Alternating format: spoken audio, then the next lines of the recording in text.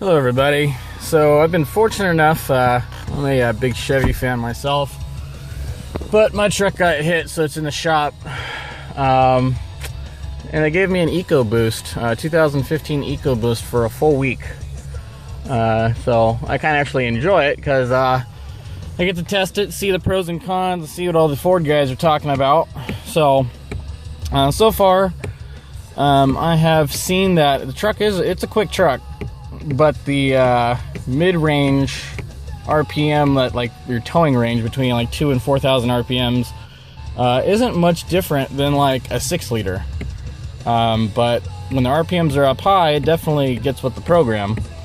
On paper, they say it's only like a half-second quicker to 60 than the 6-liters, like the Chevys, the 6.2s, etc. So, but I'm gonna do a quick 0 to 60 on it just to see what it does. I'm not gonna give it like a full. I'm not trying to get the best time that this truck can get. I'm just trying to get close, so just to see what it'll do.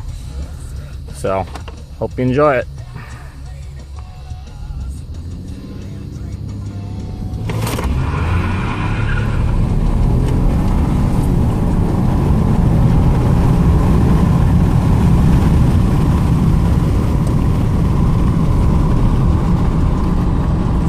Got a little too much wheel spin. So this is also the aluminum body, so it is light. I haven't really seen the miles per gallon that they're talking about. It does do better than all the other V8s, but it seems to only be by like 3-4 miles a gallon. So it's really not a huge difference. So you're looking at a truck like this. Yeah, sure, it's quick. It's kind of a hot rod, but your towing power between another vehicle doesn't seem like it's all that much difference, and it's only a few miles a gallon.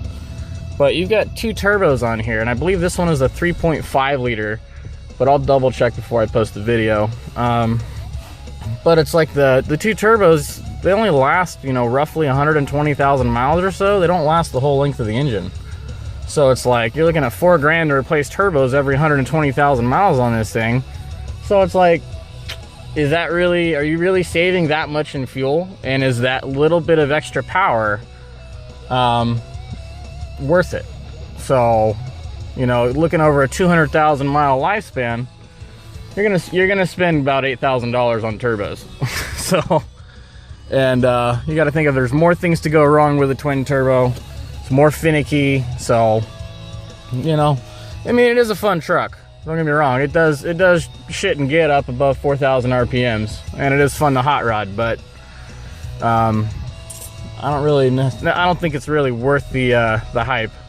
So we'll do another little 0 to 60 real quick. Try to get a little less wheel spin on it.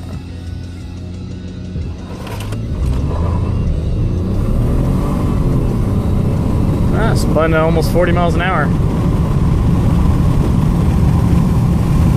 I'm doing the 0 to 60 test on it. The second test I did was quite a bit better. I still spun a little bit to almost 40 miles an hour, but it was a fairly decent run. I put a timer up next to the video, and I got about 6.7 seconds on it. So I know you can get it down to probably in the low 6s if you're a pro. So that's the only 2 0 to 60 tests I've done on it. So kind of like I was saying, it is a fun truck to drive. It definitely gets up and runs pretty well when you're hot rodding it, but I don't think the added benefit of that little power and the 3-4 miles a gallon is going to pay off over the costs of rebuilding and replacing turbos every 5 years or so, roughly. So otherwise, this is the 4x4 edition. It has the limited slip in the back, which I'm not a fan of. One of the big reasons I am a GM fan is because they have the G80 in a lot of their trucks. Pretty hard to get stuck with a G80 as compared to these limited slips. So we have a mud parking lot at work, and this thing definitely doesn't do as well going through it than my truck does. Not even a question. So otherwise, overall it's not a bad truck. Looks nice. Has the sink and all that crap. I think that's really about it on important stuff. You almost have to reach for all the windows, unless you're a big guy and it's like it feels right there. I'm 5'10", and I feel like I almost have to reach for the window buttons. And another thing here, they want to talk about how GM's ignition switches and stuff, you almost have to yank this key out. It does not come out that easy, but it's not overly hard, I guess. So yeah, so that's 2015 EcoBoost, and it is a 3.5. I just checked, and it had 28,000 miles on it.